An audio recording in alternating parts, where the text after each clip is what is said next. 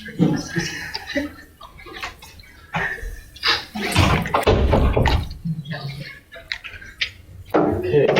2:30.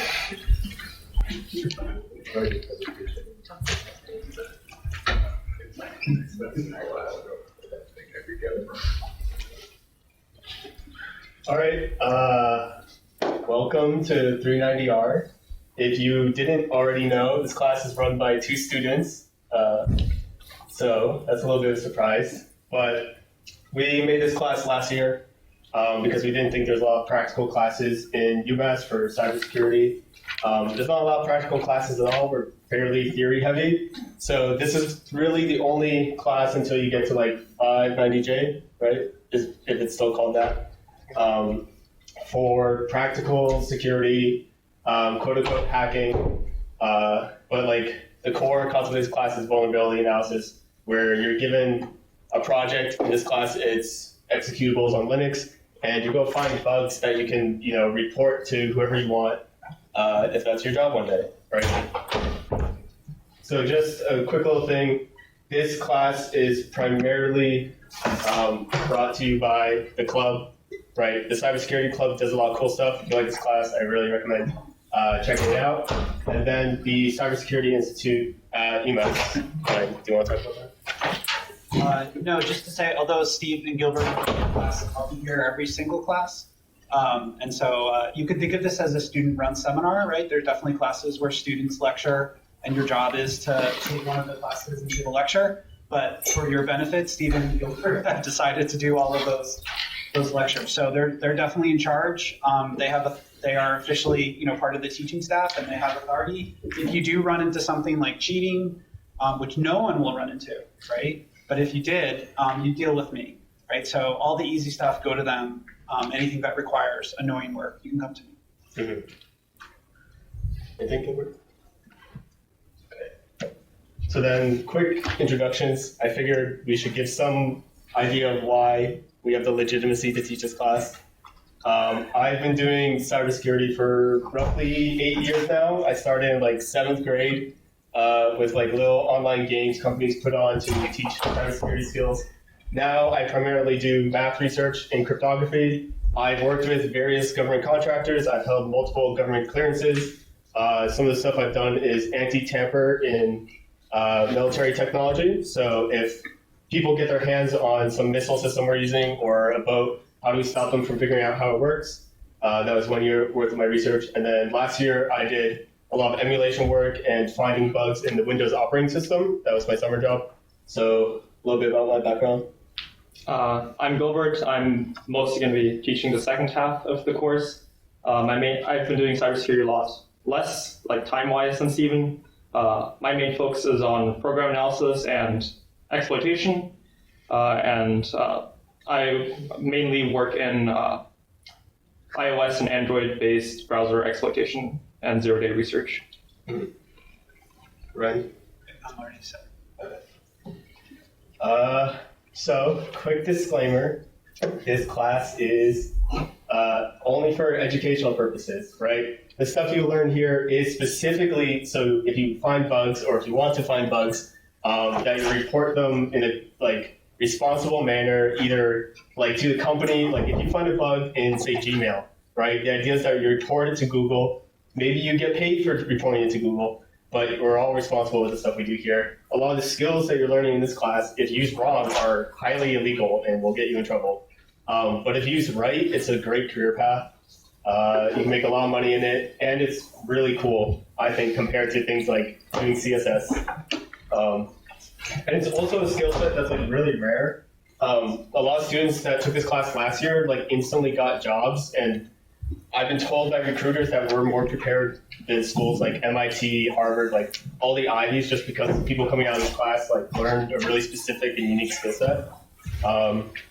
So I really hope that at least a few people come out of this wanting to do security in the future, and that's just one of this class.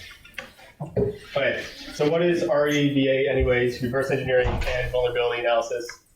Reverse engineering is the process of figuring out how something works, right?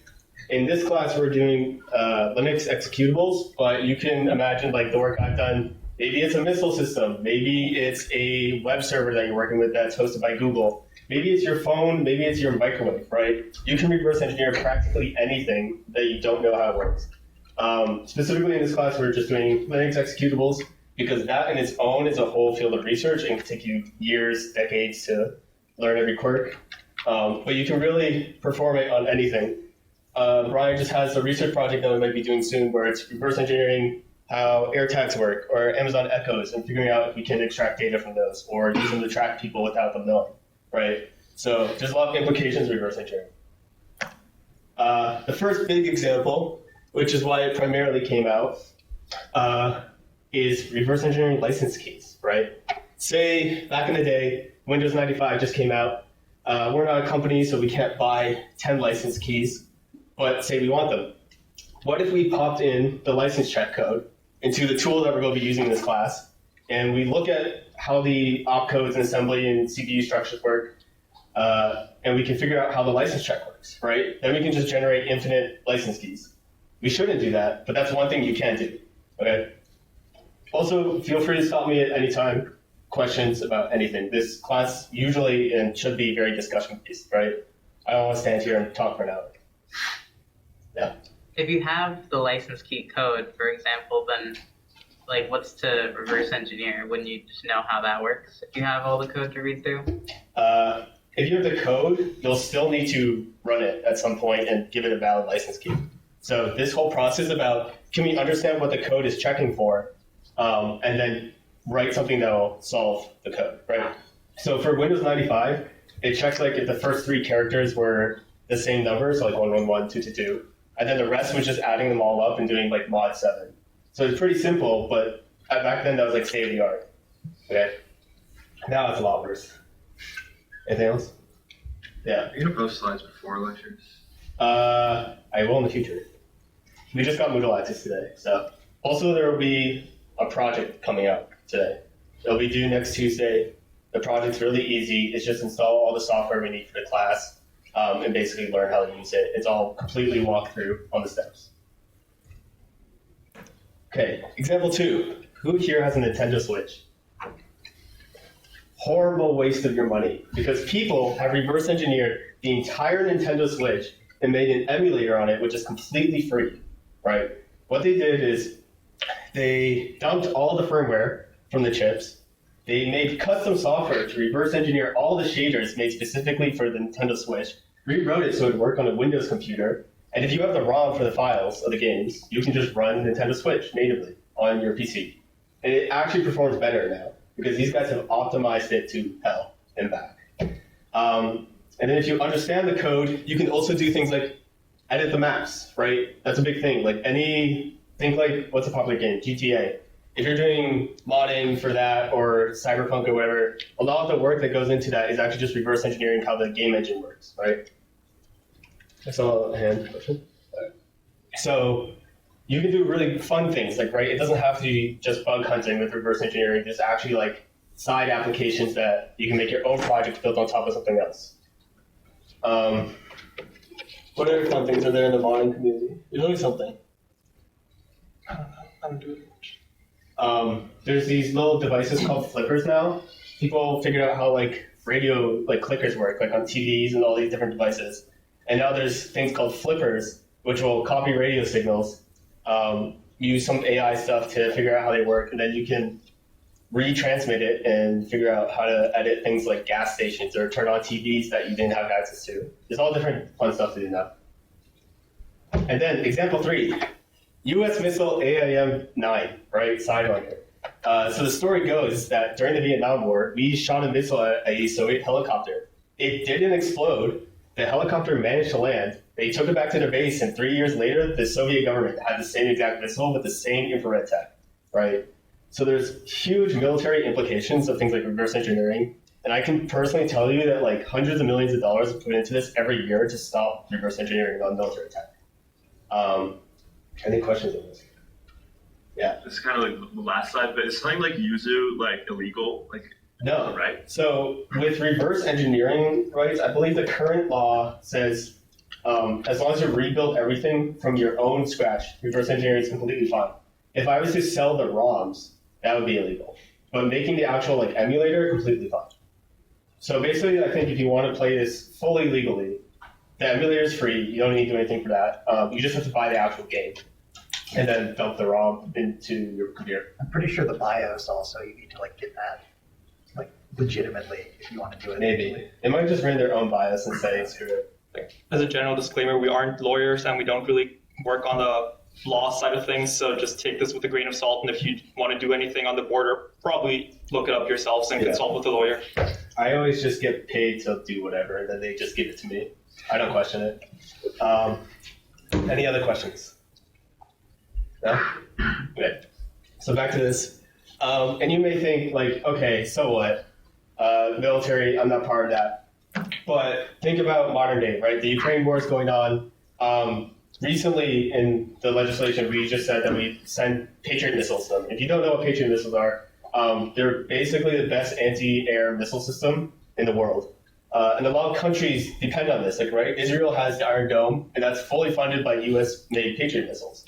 China has the HQ-9, which is, from our best guess, made from the Patriot missile that was stolen from either Israel or Germany in the Gulf War, right? And we believe that they reverse engineered the targeting system for that. And, you know, if this got in the hands of like Iran or something and they reverse engineered it, it has real implications in modern day conflicts, right? So that's one side of reverse engineering, which is super important. And they're always hiring for this. But, you know, it's one side you have Yuzu, Nintendo Switch emulation, and then modern warfare, right? So the skill sets are like the same, but vastly different implications. Questions? And then vulnerability analysis, right? So what good is like reverse engineering something if you can't find a bug? So in this class, we're going to be reverse engineering things and then looking at how your system works, right? We need to fully understand how a CPU works. If you're dealing with a missile system, we need to understand how the missile and everything integrates. So then we need to find the bug and then actually exploit it. And a lot of companies now are realizing that like people will look for bugs regardless if you tell them not to. So they've actually kind of embraced it. So the big thing is like HackerOne, or like companies like Google have their own system where if you find a bug in their programs, they'll just pay you to report it, right? So now it's a lot, like people are embracing bug hunting as like a viable job path and the way to have your defenses be better without getting hacked beforehand. Eamon, you do bug hunting. You want to talk about that? Say anything? I mean, I'm very unsuccessful, so I have nothing to talk about. But there are people who get lots of big bounties for it. There's this one researcher who's really good. He does a lot of CTFs. Dr. Bricks, I'm pretty sure I saw him. He got like $100,000 for like one bug in a payment browser process. So like it's big money, and you can pretty much be self-sufficient off of it. Mm-hmm.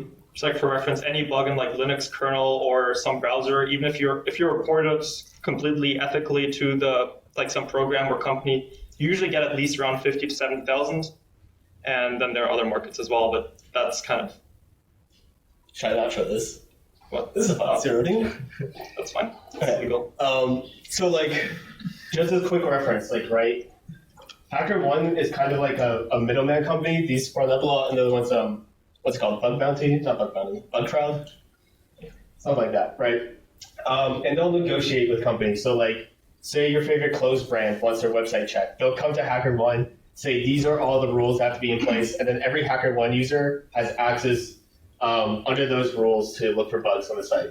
And they'll make sure that the hacker gets fair pay and the companies get their bugs disclosed, right? Say you don't want to deal with HackerOne and you just want your exploit bot and you don't care who it goes to. Zerodium is a middleman that will just sell your exploit to the highest bidder, right? Think about you could either work for the military or you could sell it to these guys and they'll probably sell it to a military. You don't know which one. There are some laws there. So at least if you're in the US, the laws are generally you can sell it to friendly governments. It's kind of like the legality around it. If you don't, you're in big trouble. If you sell it to the US government, they'll just send you money. Yeah. It's mostly NATO. So just for like reference on the pay scale, if you find a Windows remote code execution 0-click, which means the user doesn't have to do anything to like start your malware, let's say I just like ping your computer and instantly I have like an admin account on it. That goes for up to $1 million just from this seller, right? So you can imagine how much they're selling it for if they're buying it from you for $1 million. And then you can go through all this like on your own, but there's like bugs in Edge and Firefox, which go for up to 100,000. VMware escapes, which I use every day. Drupal, like WordPress, like common website hosting. So there's bugs in everything. You'll be surprised. Another thing that we can look at is the CVE database, which is a database hosted by the company MITRE. And it's basically just a list of every possible exploit that people have like disclosed. Let's actually go to exploit DB. This one's just one that actually shows you the code of the exploits. Someone give me an application to search. Anything. WordPress. WordPress. Do people know what WordPress is before I hit yes? Right? It's a common thing to make your own websites like blog posts. Does it want to search? Oh, I already went there. So all these exploits are WordPress exploits. Most of them are based off plugins that you can install, but many of them aren't. And as you can see, there's 91 pages of WordPress exploits. And all the code is here to run them. Yeah. Oh, are these like all active exploits or? If you go to a WordPress site and you find its version number and you cross-reference it, you'll probably find one. Yeah, I mean, ideally these are patched in the latest version, but like you can see, okay, 5.11, there's 3, 6.10, there's like one every week or something. WordPress is notoriously bad. And then I'm sure we can search like Windows, right? Windows remote assistance, entity injections, all these different things, PHP applications, SQL, like there's always stuff. And there's a lot on this that's not on this website, right? And if you think that all the stuff that's public is all there is, that's like maybe half of the bugs, not even, right? A lot of these bugs are internal. Microsoft will never tell you about them. They'll silently patch it out. Google will fix all their stuff. The government will just keep it to use and not tell the companies. There's a lot of bugs out there. So in this class, we're going to talk mainly about how we find the vulnerabilities that lead to us being able to write these exploits and how to write these exploits. And then, for example, this site is very commonly used by kind of a different career field in cybersecurity, kind of like pen testing, that basically audit companies' code. They get hired to just perform a test on some company's network code, whatever. And for example, if they find an outdated version, they might go on a site like this and see if there's an exploit for it and see if they can leverage the exploit to gain access. That's kind of how like the fields work together to a degree there as well. Mm-hmm. Yeah. Will we ever touch on like threat attribution, or is that not in the scope? Probably not. Oh, no. If you want to talk about it sometime, we can, but probably not in the lectures. Yeah. Are we going to do like malware analysis as well? Yes. We've added 2 new lectures at a minimum. Have you added any new ones? 6. 6? Okay. Yeah, we revamped the second half of the course. So I'm personally doing a malware analysis and like obfuscation lecture and then the emulation lecture based off work I did at Raytheon Intelligence and Space last year. And then you're doing software analysis, just everything, all new. Mm-hmm. Yep. We have one lecture specifically on malware, and pretty much the entire course kind of will help you with it if that's what you want to get into. Anything else? Okay. So, just real quick about the class. Like I said, reverse engineering, modern tools. So the tools we're using in this class, when I say modern, like it's state of the art. The tool we're using to reverse engineer is one made by the NSA and like various contractors in the industry. It's pretty much what everyone uses because it's free. There's only like 2 other competitors, one which isn't good yet, and the other one which is like $1,000 per license key, and only like companies can buy it for people to use. And it's literally insane. It's probably one of the best pieces of tech out there. So Project Zero will have you install it and you'll walk through how to use it. The class. Generally, this class is very fast-paced and it's hard. I would describe it as the 311 of systems, right? That being said, it's a very unique experience and you probably won't get it anywhere else. And it's the perfect place to get into security if you want to do it as a career. And also that being said, learning is the number one goal. Like, feel free to stop me anytime if you don't understand. We can go over things. We have 2 TAs and 2 UCAs this year. One full-time TA, 2 UCAs, and 1 grader. Yes. So there's plenty of people to help inside and outside of class. We'll have a piazza or campus-wide, I think, right? Yeah. Yep. Where you can post questions. Plenty of opportunities if you're stuck on something. Any questions about that?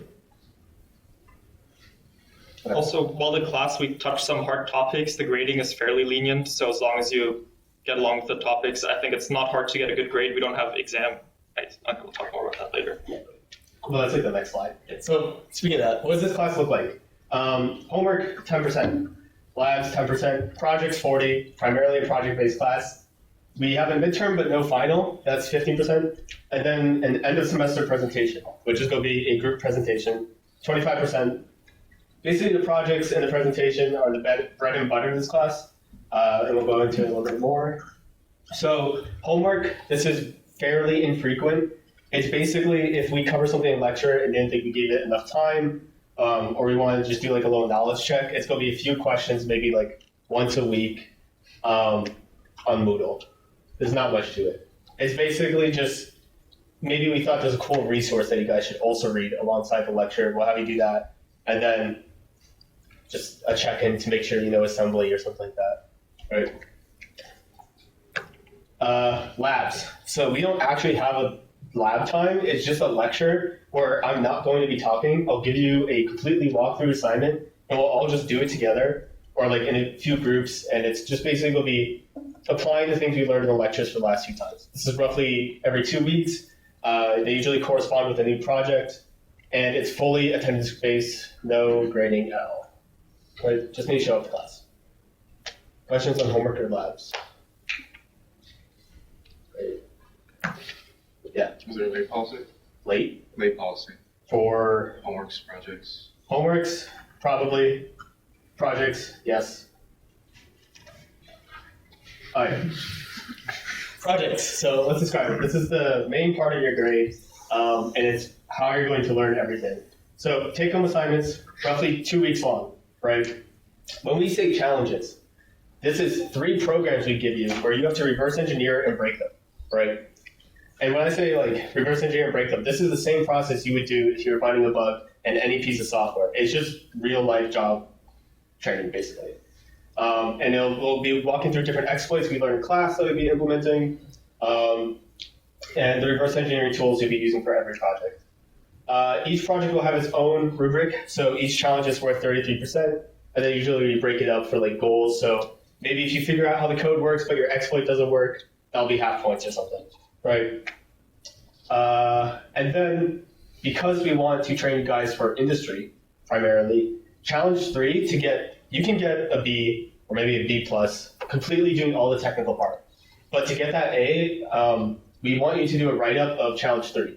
And usually this is basically just a blog post that explains your methodology, reverse engineering. You have to explain how challenge 3 works, what your exploit does. And it's essentially think, if I found a bug, say in Windows, I can't just go to Microsoft with the code, run it, and tell them to pay me. I have to explain how everything works, why I found the bug, so they can patch it on their side and understand how the exploit works, right? So this is real life training. These write-ups will get you jobs, purely. And we have example ones that we can show you. We'll link after class, right? Either your blog or CTF write-ups. Questions on that? That's 40% of your grade, so I expect a few. Oh, yeah. The, like, format that you want us to follow for that? The write-up? Yeah, like a specific kind or anything? Generally, it's freeform. We'll make a rubric on like how much detail we want. Like, there should be screenshots of your code working, right? And screenshots of the reverse engineering, and you should be explaining things in those screenshots. I should be able to read it, start from finish, and replicate everything you do and understand it. And then we'll do a rubric based off, how detailed we think it is, things like that. But the write-up, ultimately, at the end of the day, is only like 15%, 10% of the project grade. It's just like what we think actually is the most important in the class.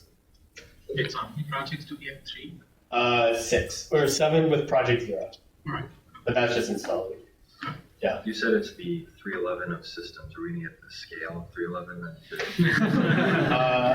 I can't speak on that. We did not have to scale grading wise, it's very comfortable. Last semester, we didn't have to scale at all. We did scale a little bit just for the sake of it, but the class average was a very good B. It was basically a bell curve. It was fine. You teach hard content, but the grading is really very lenient.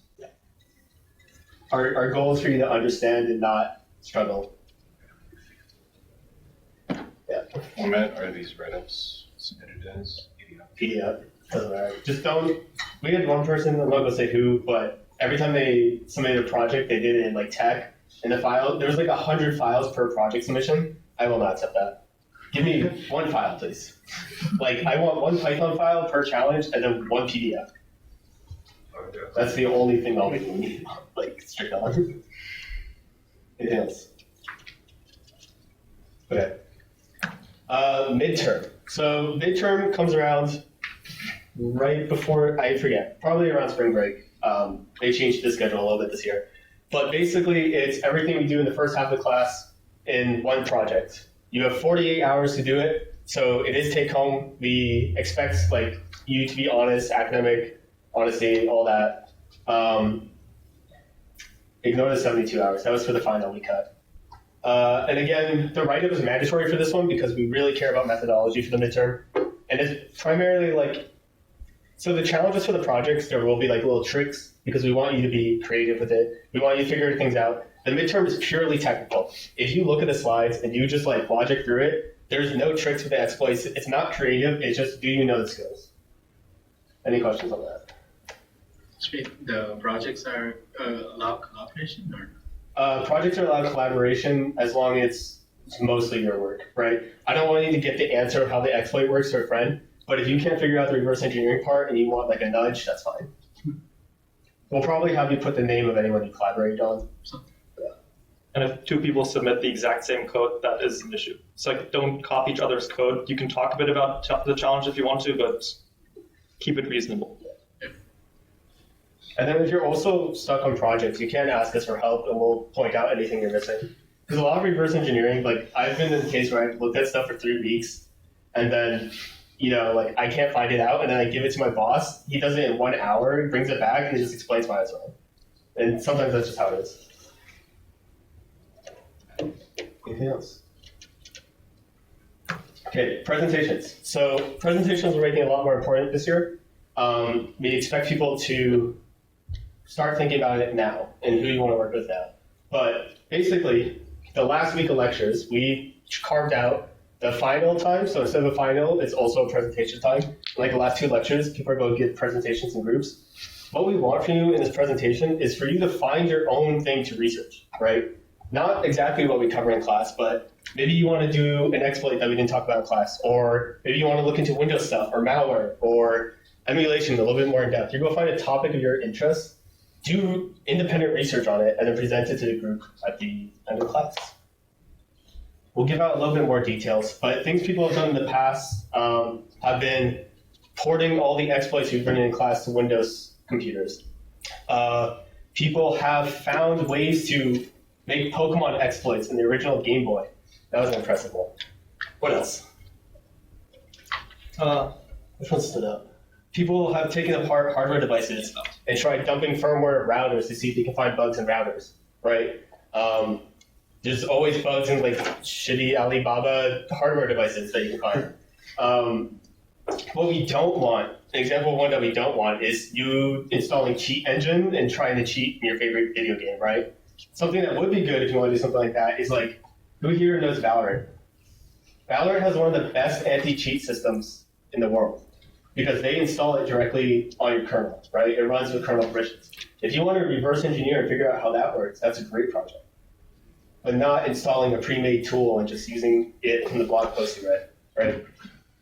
For the most part, we just want this project to have you actually doing research, where you choose some target. Maybe it's some PDF reader you'd like to use. Maybe could be whatever, pretty much. Could be an embedded device, could be some library that's fairly common. You just choose some project and you start doing research on that. You try to get an understanding of the code base. You use some of the automated analysis techniques we teach, try to find some bugs. you just see where you get. You don't have to find bugs. Kind of, we just want you to put effort into it and kind of get some experience doing some actual research. Yeah. Honestly, if you fail in the presentation and you find nothing, that's completely fine. We just want you to document what you don't find, right? And what you do understand. That's the main goal. And if you end up finding a bug, that's insane. That's very innocent. But like again, like this research is basically just real life work, and that's a job. I don't want to make it sound like the presentation's hard, but it's a very good skill set. Any other questions on that?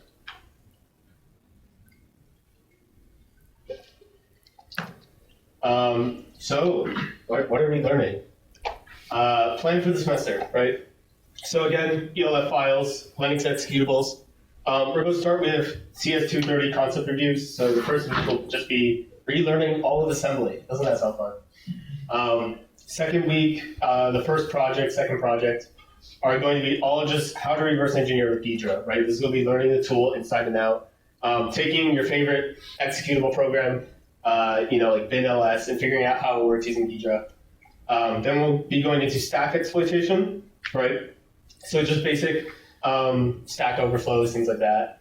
Advanced stack exploitation mitigation bypasses, so we'll be going into how defenses work against these exploits. Modern practices in CPU and operating system architecture, and how to bypass that. Gilbert will do a little heap exploitation, maybe 2 weeks. Yep.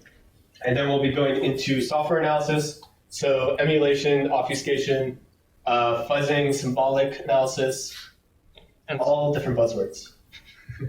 Yeah, we'll mainly be using some different frameworks that allow us to do some automated analysis. A lot of you maybe have heard of LLVM. That's, for example, one where we can write passes to instrument the program at compilation time, or some dynamic binary instrumentation frameworks like Intel Pin. We just learn how to use those tools to kind of automate some tasks in software analysis. Mm-hmm. And then, automated program analysis, events, topics like emulation.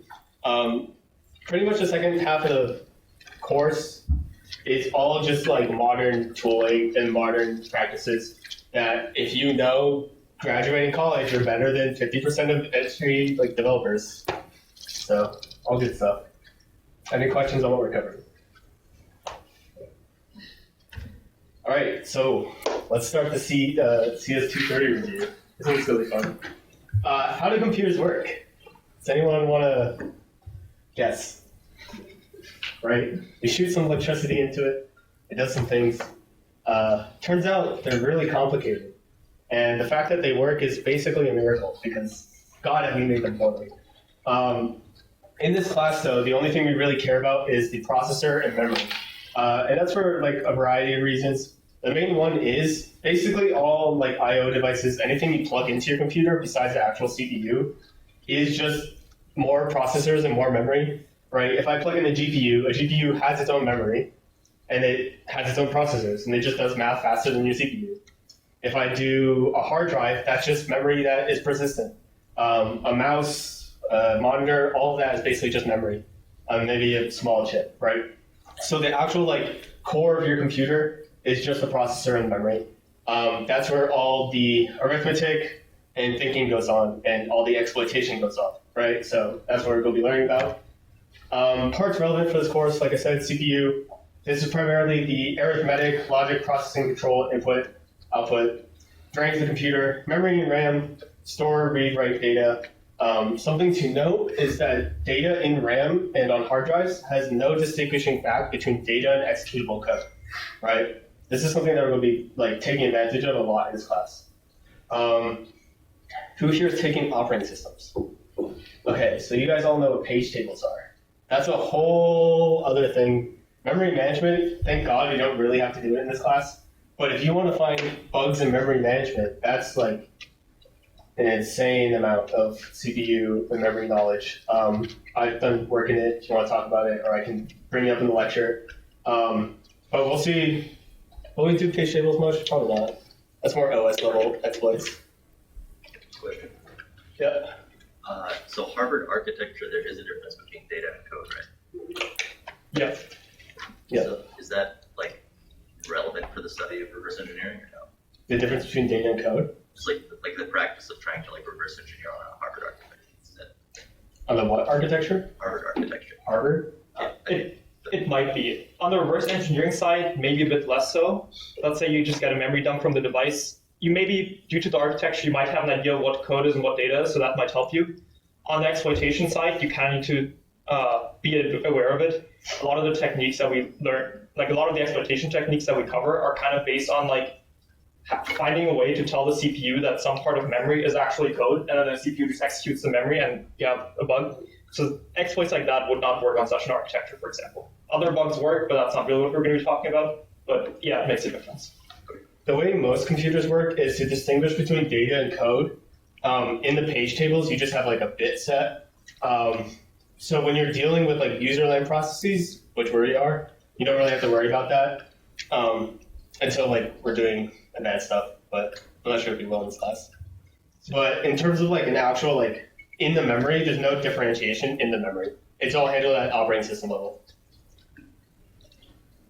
Okay, target CPU, Intel x86-64, which is just 64-bit Intel-based processors. AMD 64 is also the same thing, basically. There's a slight difference, but does not matter. Who here has an ARM computer? M1 chip.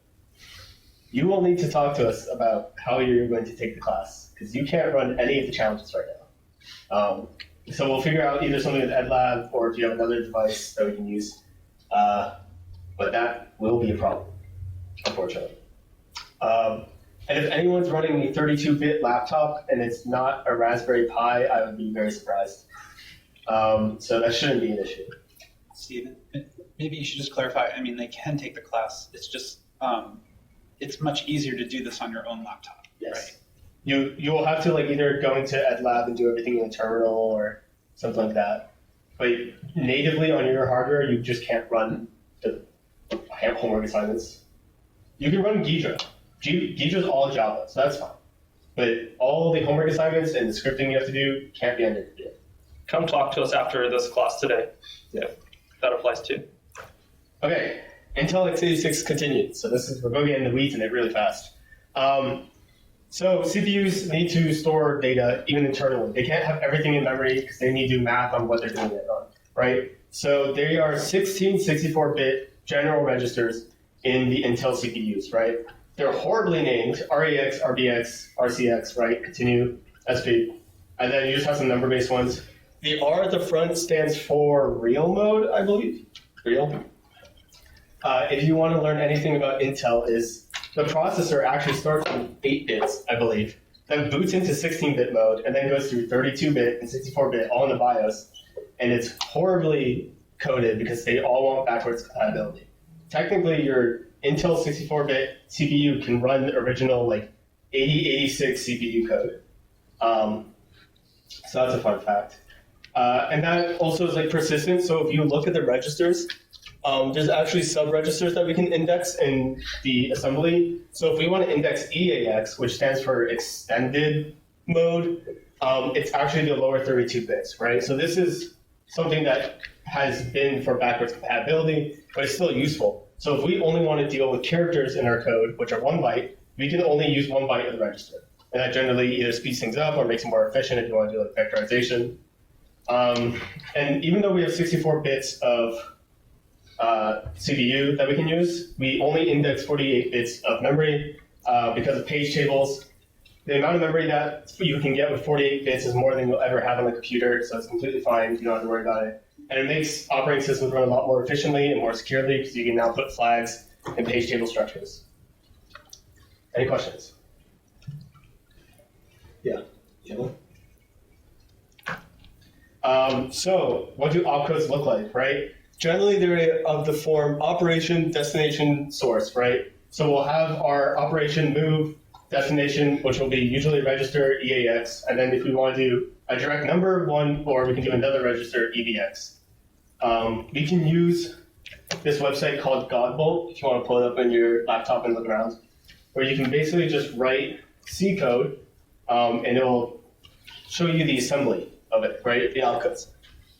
Our tool Ghidra that we're using for reverse engineering does this with a full executable. This is fun for just playing around with a little bit of code, right? So if you want to make 2 values and then add them together,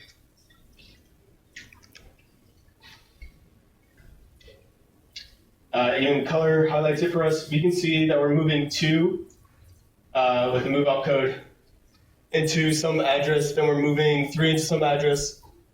We move those back into registers, and then we perform the arithmetic on the registers themselves, right? The add is EAX, EDX. Okay. Any questions on how move works? Something that you can do with registers is if you put them in brackets, it actually uses that as a pointer, so we can actually get dereferencing with registers, which is super useful, and a core part of how memory works. Hopefully this is all just 230 review. A fun fact is that the move operation is Turing complete. There's so many sub-variations of move with doing bytes or pointers or different things that you can actually just rewrite any program in only move opcodes, right? And this used to be used in malware, like a good amount until people caught on. What's it called? Move scaler. Yeah, move scaler.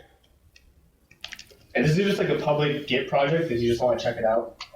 The things people do with their free time is crazy. But you can see here, right, on the left we have opcodes that calculate if a number is prime, and this would be if you just only wrote it in move. And this tool will do it in like 5 seconds, the conversion. Yeah. So. Can it do like system calls and networking and stuff like that too? System calls, you probably have to still do a syscall. Okay. But anything that's not syscall related, you can definitely rewrite in move. Okay. And if you look at it, the parameters are really whacked. Like this is like taking Intel assembly to like the extreme. Something we can check out is if I set a character and then do what would be a good thing. Let me just make an array.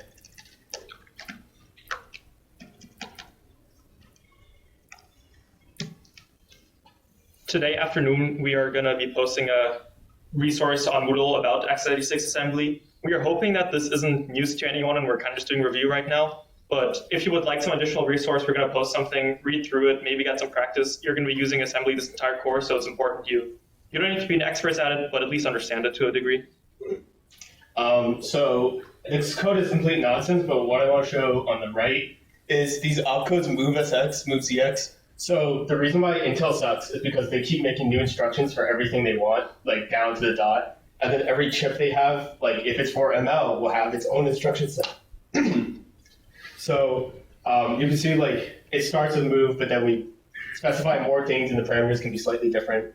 Intel's very nasty. So like the main stuff you really only need to know is like add, subtract, divide, move, and then like the function stuff that we'll talk about later.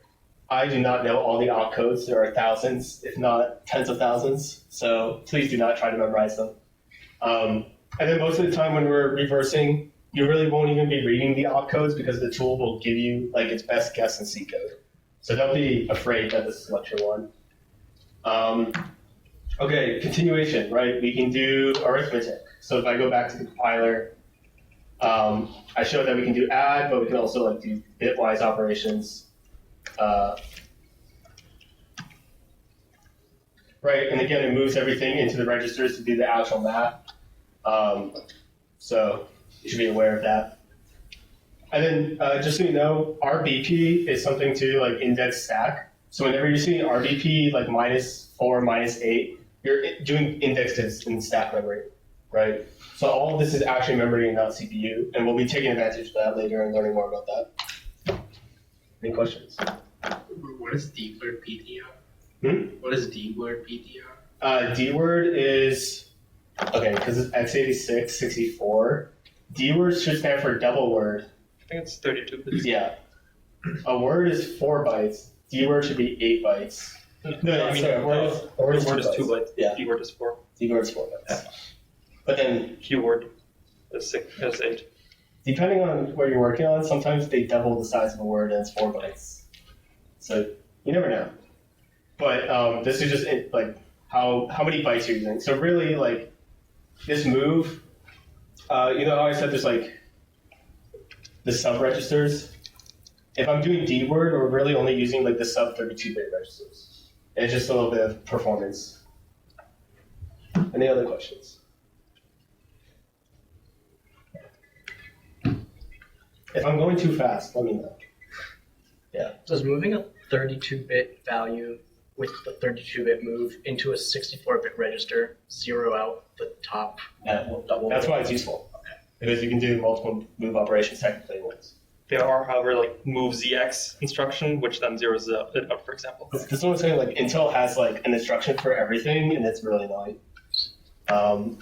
Okay, jumps. So the way code works is it's all linear, right? If we look at this program, we're just going to execute one opcode after the other. So if we want to do conditionals, we have to find a way to skip code, and this is done with the jump statement, right? So if I make an if statement and hope it doesn't optimize it out,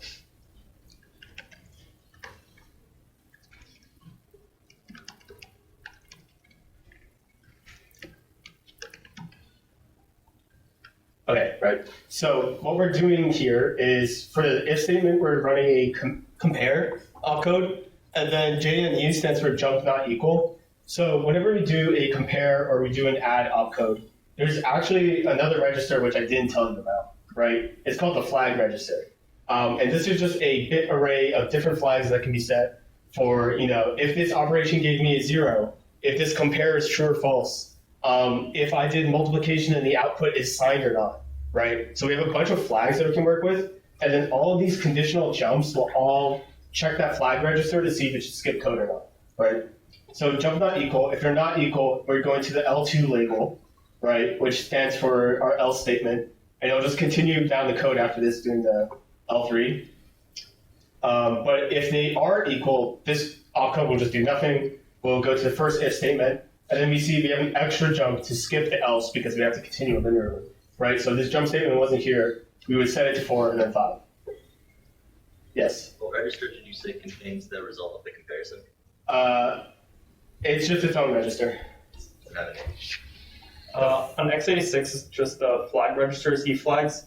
So there are a couple of different flag sets. x86 users, for example, the overflow flag, zero flag, the carry flag. So depending on what the operation does, certain flags are set there, and then it's just a separate E flag register, and that's used to perform the operations. It's nothing you ever index directly or work with directly. It's always just something that opcodes indirectly check. Is there a limited number of flags you can have? Yeah, their flags are all predetermined by Intel specification, and each opcode sets them in its own way. And when I say, let me see if I can pull it up real quick.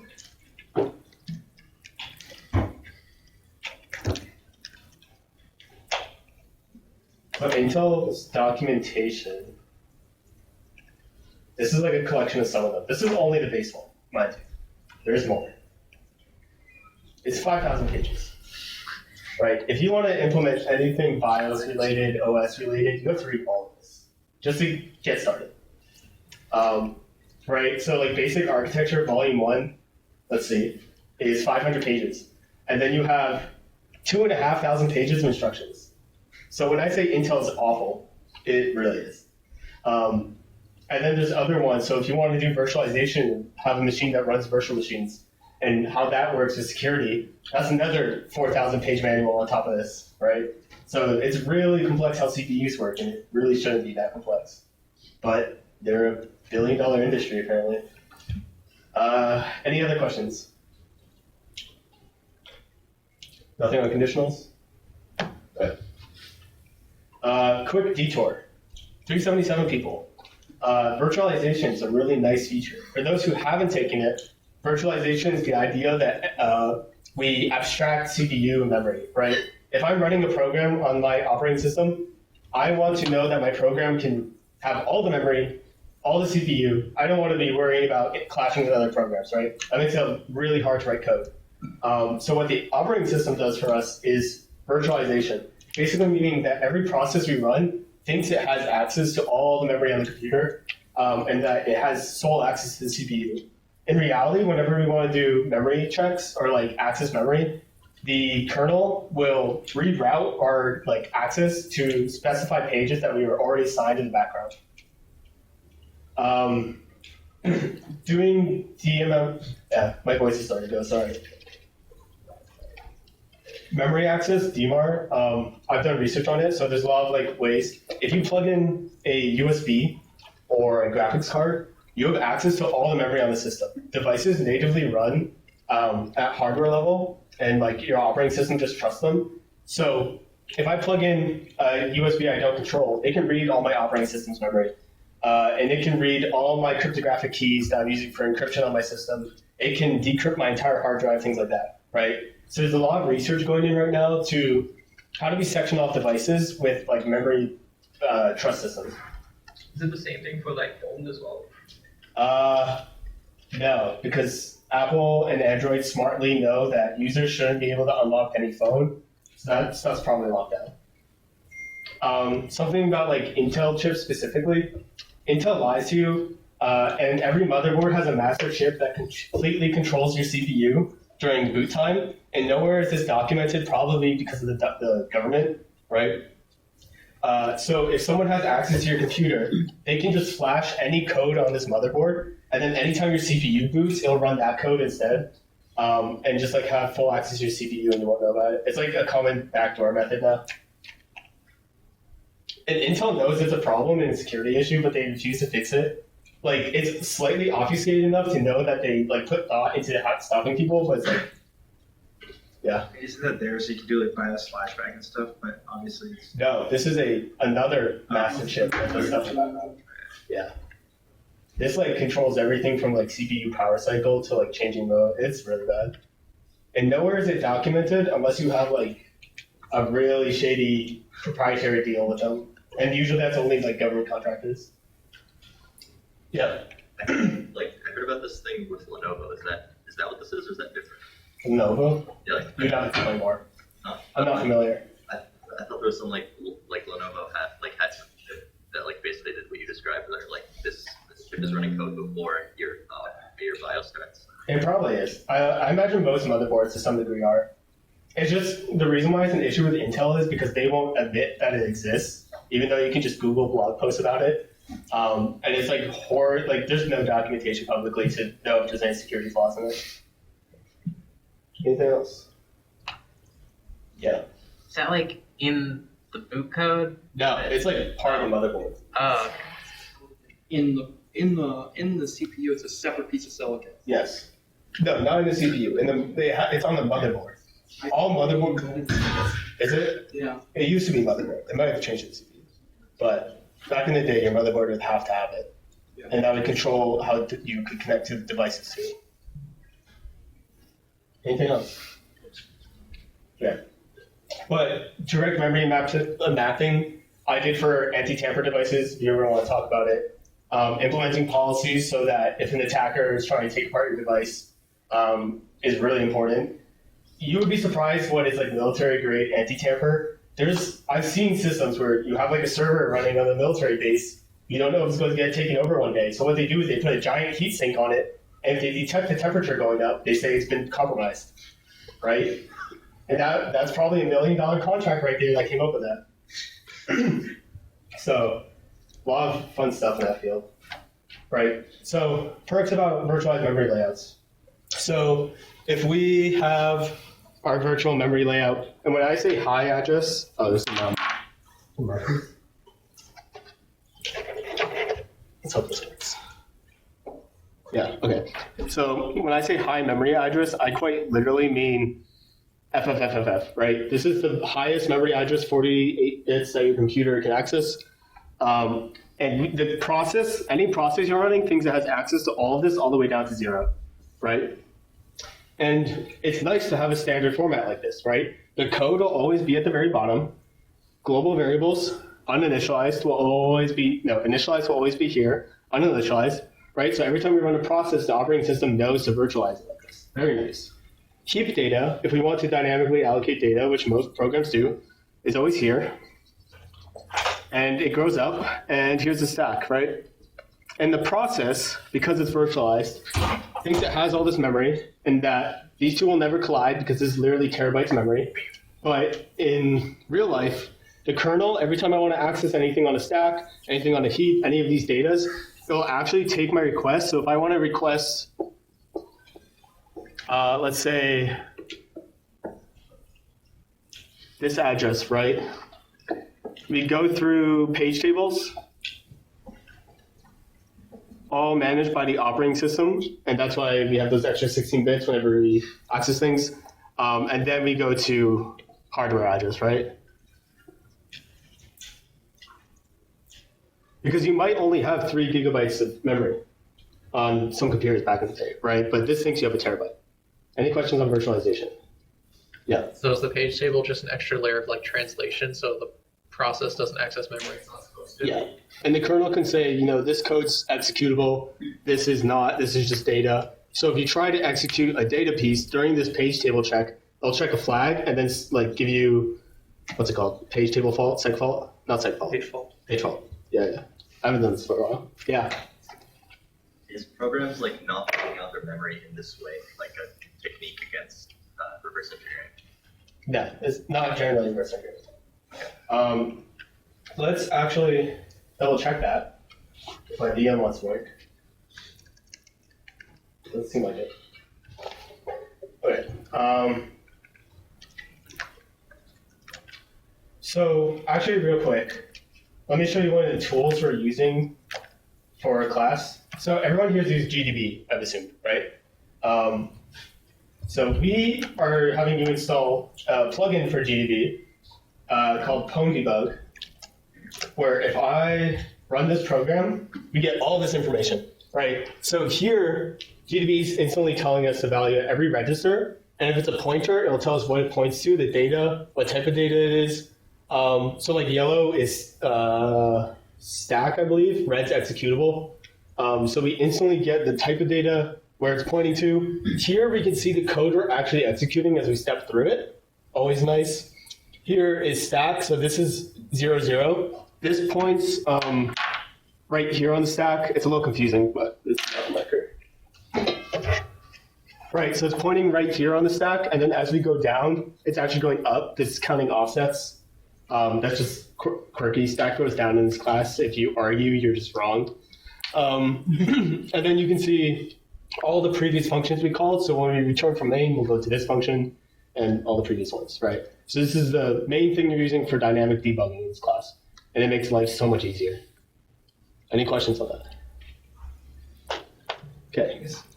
I'll just add in, maybe that seems overwhelming to you, right? Like that's a lot of info. We're not used to looking at programs that way.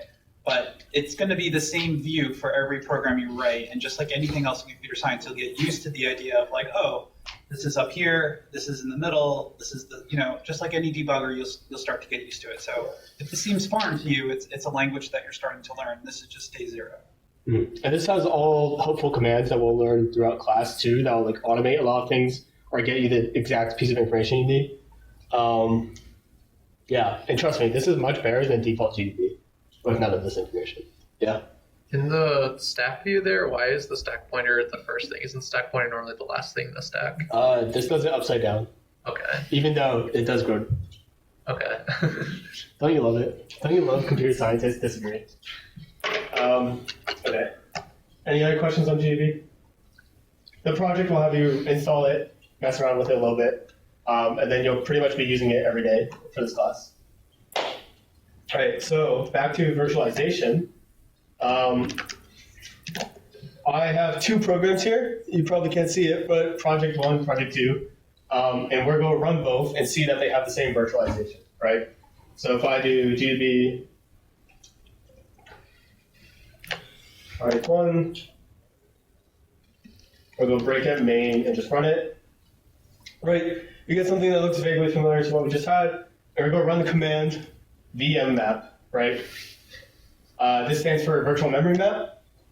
And we can see here is the different sections of our file, all loaded at offsets, right?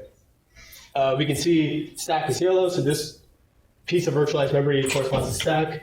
Code is red, so this is code of the program we're running, project 1, and then we can see some imported libraries, so like libc, Linux, 64-bit, dynamic loader, right? So we can see we loaded all these extra stuff that we didn't run because operating system. And the key thing to note, or right on the board, is the code right now is at 402000, right? And if you don't think virtualization is a thing, then that should be different. So we'll hit this program, and we just ran project 1, so we'll change it to project 2. break main, run, and then VM map again. And we'll see, we get the same offset, 42,000, right? So every program is getting virtualized to run in the same memory location, makes life so much easier. GDB has hard-coded addresses for all of these. This will be probably slightly different if you ran it directly from an operating system, but GDB makes your life easy. Any questions? A big part of what we do later is getting what's called a memory leak. It's basically convincing the program to leak you the address of some piece of code, right? So if we can leak the address of where data is on the heap, we can then write an exploit while the program's still running to access that heap memory or stack memory or whatever, right? Or maybe some code. So these memory addresses are important, and you'll learn how to access them. Okay. What else did I have?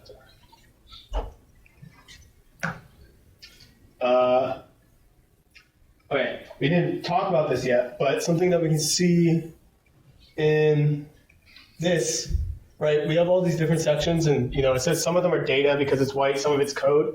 So we'll talk about it in a few minutes, but ELF files are split into sections, and each one's conveniently loaded in different locations, right?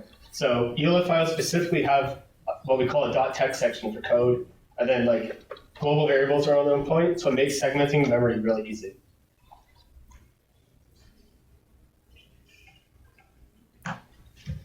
Okay, call stacks.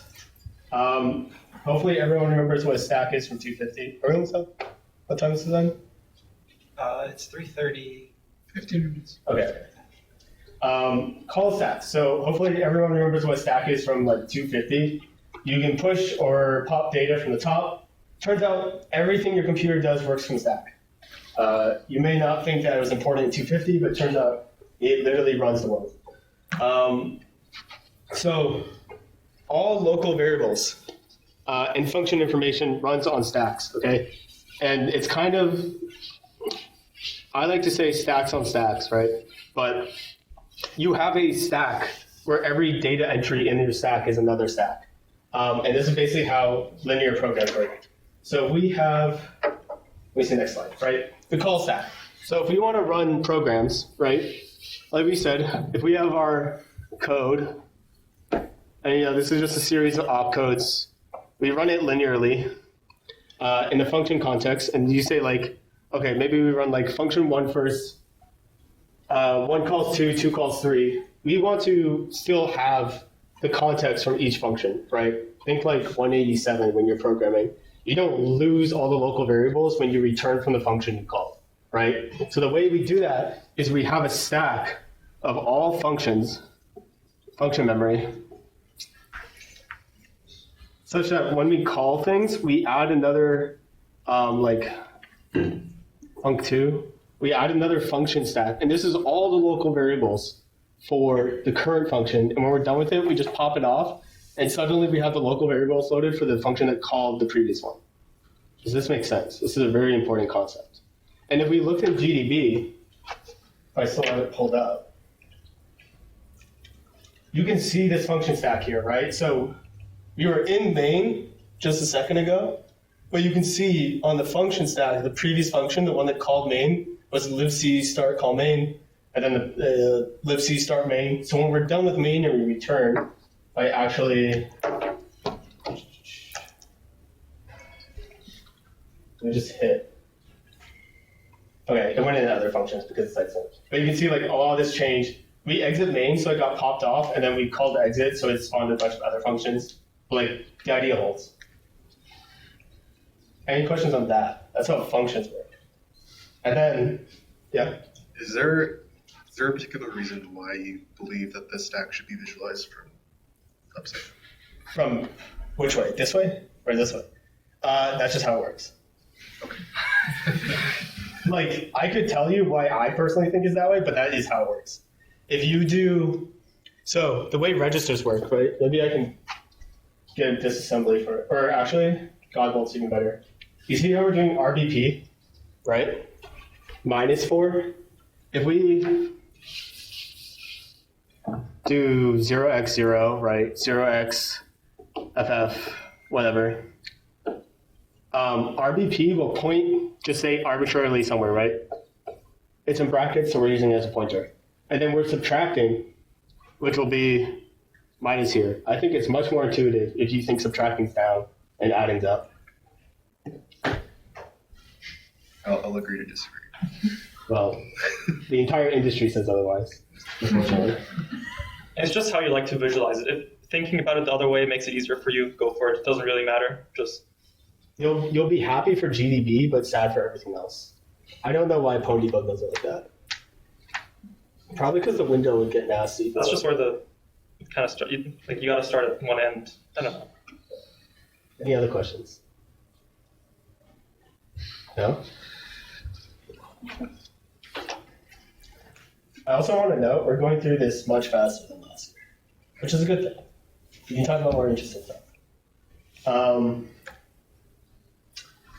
Is this all things I just said? Yeah, programs work linearly, right? So we have to do it this way. Think of, so in 187 you have to do recursion, right? Who screwed up their recursion and got your program to crash and it said like stack overflow, stack, what was it, stack trace, something like that? That's because you kept calling functions and it just kept adding to the stack until your program ran out of memory, right? Because you kept calling function, even though you're not doing anything with those functions, or maybe it's like only doing arithmetic, you're still making a new stack for every function. So that's why your programs crash.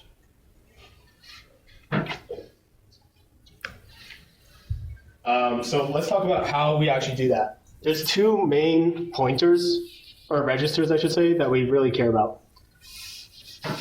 So if our stack's going down,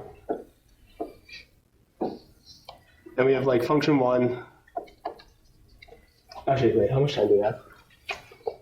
I'll save this for Thursday. Any questions about the class? Me, Gilbert, Ryan? Yes. Office hours? To be determined.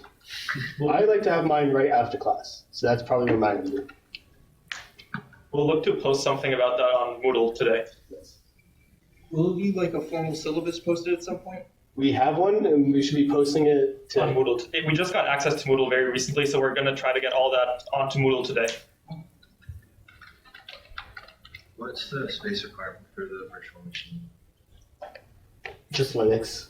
Like how About much space do we 50. have on our disk left? Like if it can run Ubuntu and maybe 1 more gigabyte, you're more than fine. So is that like 3 gigabytes total? Get a bit more. I think look to have at least like 30, 35. Some of the later projects will. The project. Some of the later projects will have you installing some potentially heavier tools. For example, building LVM and debug build. Like if you're trying to get an LVM debug build, that's like 40 gigs of storage. You don't need to do that, but like have a bit of buffer room if you can. If you need storage, you won't be doing that for another half semester, so you have time to get a hard drive external. Yes. An earlier slide said to read about the like extra 16 bits for like. If you want to learn page tables, you can. It's not necessary for this class. You had like a. Well, open security training too. Go on their site. I think it's like ost2.fyi or something. Just Google it. OST2. Yeah. Yeah, so if you're interested in diving deep into Intel stuff, I would highly recommend that site. It's completely free. It's just by someone who used to work in the industry and then decided, I'm going to start making content and open source it. He has a few courses where he dives very deep into Intel architecture. I think the ARC 2001 course or something, that one dives very deep into the entire memory model, the different page table layers, how segmentation works on Intel, and all that type of stuff. Anything else? Okay. Well, Project Zero and the syllabus will be released today. Project Zero is due Tuesday, midnight. It's just install everything, use the tools like GDB I showed you, and Ghidra, which we're moving fast, so we probably will cover tomorrow. Or not tomorrow, Thursday. Yeah. Oh, how are projects handed in? It will be on Gradescope. Yep. Are you gonna put a Gradescope code on? Yeah. This is all stuff we're like getting. Gradescope and CamSpire codes will both be on. Just one last thing. Is there like a piazza or? The invitation for Campus Wire went to your email via the course mailing list, and that's the last email you'll get.